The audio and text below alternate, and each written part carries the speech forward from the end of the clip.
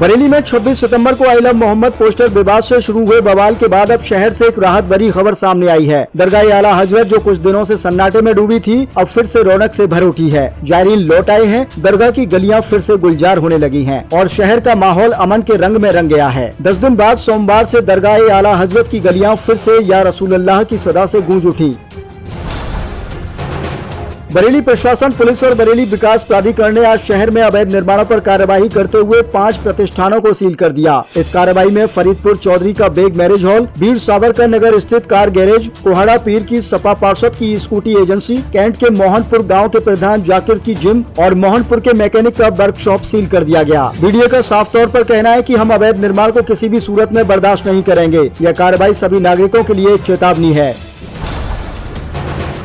शहर में अतिक्रमण के खिलाफ नगर निगम का बुलडोजर लगातार गरज रहा है। सोमवार को निगम के प्रवर्तन दस्ते ने कटघर किला क्रॉसिंग के पास अपनी मार्केट के बाहर कब्जों पर बड़ी कार्रवाई की। जैसे ही प्रवर्तन टीम पहुंची, मौके पर अफरा तफरी मच गई और भारी भीड़ जमा हो गई। कार्रवाई के दौरान करीब 1 घंटे तक यातायात भी बाधित रहा।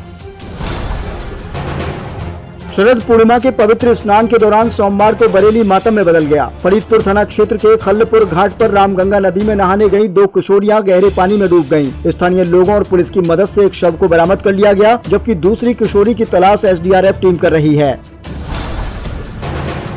बरेली जिले के फरीदपुर थाना क्षेत्र के झुंडली गांव में सोमवार को एक दर्दनाक घटना सामने आई। गांव से लगभग 1 किलोमीटर दूर खेतों के पास नीम के पेड़ से युवक और युवती के शव फंदे पर लटके हुए पाए गए। बताया जा रहा है दोनों कई दिनों से लापता थे। सोमवार सुबह ग्रामीण जब खेतों की ओर गए तो उन्होंने देखा कि नीम के पेड़ से दोनों एक ही रस्सी से लटके हुए हैं। इसके बाद पूरे गाँव में मातम पसर गया। सुप्रीम कोर्ट के आदेश पर तिकोनिया कांड के मुख्य आरोपी आशीष मिश्रा उर्फ मोनू, उनके पिता पूर्व गृह राज्य मंत्री अजय मिश्रा टेनी और निघासन ब्लॉक प्रमुख पति अमनदीप सिंह के खिलाफ पड़ुआ थाने में मुकदमा दर्ज किया गया। गवाह बलजिंदर सिंह का आरोप है कि 15 अगस्त 2023 को अमनदीप सिंह उसके घर पहुंचे और गवाही बदलने का दबाव बनाया गया। मामला सुप्रीम कोर्ट तक पहुंचा, जहां रिकॉर्डिंग पेश की गई। आदेश के बाद पुलिस ने बीती 4 अक्टूबर को मुकदमा दर्ज कर जाँच शुरू कर दी है। समाजवादी पार्टी के राष्ट्रीय अध्यक्ष एवं पूर्व मुख्यमंत्री अखिलेश यादव ने भाजपा सरकार पर किसानों की उपेक्षा का आरोप लगाते हुए कहा कि भाजपा जब से सत्ता में आई है तब से किसान सबसे ज्यादा परेशान। न उन्हें खाद मिल पा रही है, न बीज और न ही फसलों का सही मूल्य। सपा प्रमुख ने कहा कि महंगाई के कारण खेती की लागत बढ़ गई है, लेकिन किसानों को उनकी फसलों का उचित दाम नहीं मिल रहा। पूर्व मुख्यमंत्री ने कहा कि अब गेहूँ, आलू, चना और मटर जैसी फसलों के लिए किसानों को खाद की जरूरत है, लेकिन सरकार की तैयारी शून्य है। उन्होंने आरोप लगाया कि भाजपा शासन काल में कालाबाजारी और मुनाफाखोरी चरम पर है। यूपी के मुख्यमंत्री योगी आदित्यनाथ ने सोमवार को सफाई कर्मियों के लिए ऐतिहासिक घोषणा की। उन्होंने कहा कि अब राज्य के सभी सफाई कर्मियों के बैंक खातों में हर महीने 16,000 से 20,000 रुपए की राशि सीधे भेजी जाएगी। इसके साथ ही सरकार ने यह भी सुनिश्चित किया है कि हर सफाई कर्मी को आयुष्मान कार्ड उपलब्ध कराया जाएगा, जिससे वे 5 लाख रुपए तक का इलाज मुफ्त करा सकेंगे। महर्षि वाल्मीकि जयंती को लेकर भी उन्होंने कहा कि रामायण के रचयिता की जयंती को सरकार सार्वजनिक अवकाश के तौर पर मनाएगी।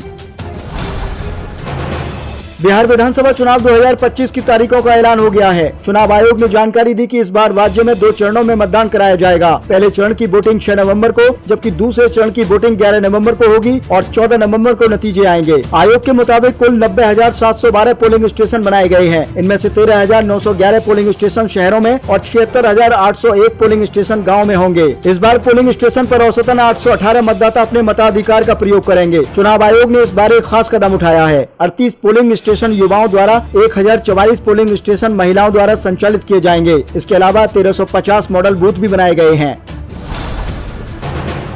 दीपावली से पहले सोने और चांदी की कीमतों में बड़ा इजाफा हुआ। बताया जा रहा है कि विदेशी बाजारों में सुरक्षित निवेश की मांग और रुपये में कमजोरी के चलते दिल्ली में सोमवार को सोने की कीमत में 9,700 रुपए की बढ़ोतरी दर्ज की गई। 99.9% शुद्धता वाला सोना 1,30,300 रुपए प्रति 10 ग्राम के नए सार्वकालिक उच्च स्तर पर पहुंच गया। शुक्रवार को यह 1,20,600 रुपए प्रति ग्राम पर बंद हुआ था। चांदी की कीमत भी 7,400 रुपए की तेजी के साथ 1,57,400 रुपए प्रति किलोग्राम सभी करों सहित के उच्च स्तर पर पहुँच गयी। इस वर्ष सोने में 65.4% और चांदी में 75.47% की वृद्धि देखी गई है।